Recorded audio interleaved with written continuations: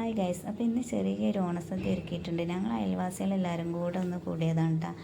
അപ്പോൾ ഓരോ വീട്ടിൽ നിന്ന് 2 കൂട്ടാൻ വീതമാണ് ഉണ്ടാക്കുന്നത്. അപ്പോൾ ഞാനിതാ ഓലനും കുമ്പളങ്ങ തോരനും ഉണ്ടാക്കാമെന്ന് വിചാരിച്ചത്. അപ്പോൾ തലേന്ന് തന്നെ മമ്പയർ വെള്ളത്തിലിട്ടുണ്ടായിരുന്നു. അങ്ങനെ പയർ വേവിച്ചെടുക്കണ്, കുറച്ച് ഉപ്പിട്ട് വേവിച്ചെടുക്കുന്നുണ്ട്.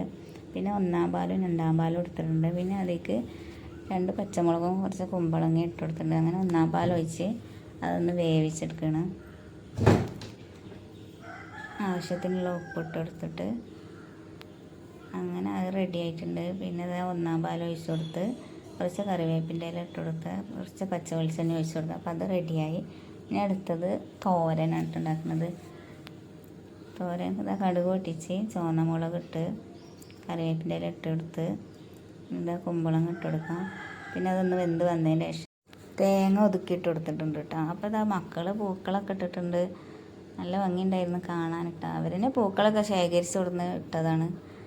പിന്നെ അത് സദ്യ മക്കൾക്ക് എല്ലാവരും ഒരുമിച്ച് ഇരുത്തി വിളമ്പി കൊടുക്കുകയാണ്. ഒരുവിധം എല്ലാ കൂട്ടാനുകളും ഉണ്ടായിരുന്നു കേട്ടോ. രസം, അടപ്രഥമന് ഒക്കെ ഉണ്ടായിരുന്നു. ഒരാളിത് അവിടെ കുറുമ്പാട്ടി നിൽക്കുകയാണ്. അങ്ങനെ പിന്നെ മക്കളെ തിന്നലൊക്കെ കഴിഞ്ഞതിന് ശേഷമാണ് പിന്നെ ഞങ്ങൾ ഇരുന്നത്. പിന്നെ സദ്യയൊക്കെ കഴിച്ച് കുറച്ച് നേരം റെസ്റ്റൊക്കെ എടുത്ത് എല്ലാവരും. അങ്ങനെ പിന്നെ ഒരു 4 മണിൻ്റെ ശേഷം പിന്നെ മക്കളെ പരിപാടി ഉണ്ടാക്കിയിട്ടുണ്ട്.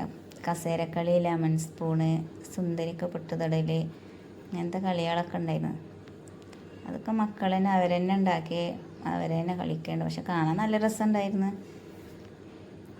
അപ്പോൾ അതാ ഓരോരുത്തർ വീണോടത്തുനിന്ന് എണീച്ച് പിന്നെ ഇരിക്കണൊക്കെ ഉണ്ട്. കളികളൊക്കെ കഴിഞ്ഞതിന് ശേഷം എല്ലാവരും ഓരോ പഴംപൊരിയും ചായയൊക്കെ കുടിച്ച് പിരിഞ്ഞ്. അപ്പോൾ വീഡിയോ ഇത്രേ ഉള്ളൂ കേട്ടോ. വീഡിയോ ഇഷ്ടപ്പെട്ട എല്ലാവരും ഒന്ന് ലൈക്ക് ചെയ്യണം. ചാനൽ ആദ്യമായിട്ട് കാണുന്നവരൊന്ന് സബ്സ്ക്രൈബ് ചെയ്യണം. അപ്പോൾ ഇത്രേ ഉള്ളൂ. ടാറ്റാ.